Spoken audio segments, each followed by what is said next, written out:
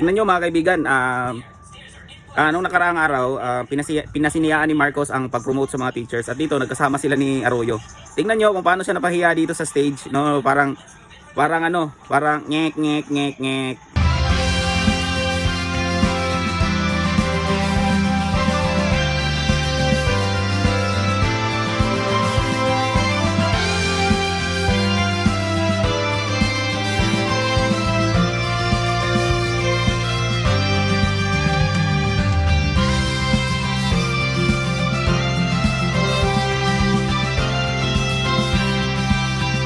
Maraming salamat po.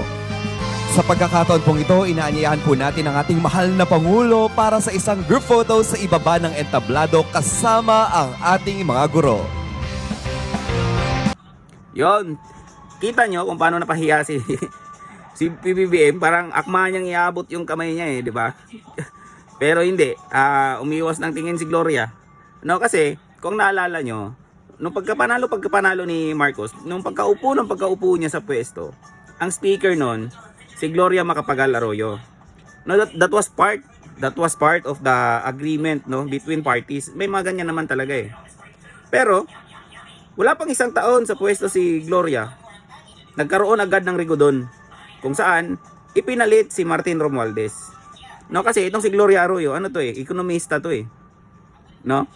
Sa panahon ni Gloria, walang masyadong issue ng insertions, no? Si Martin parang may plano. May plano siguro sila ni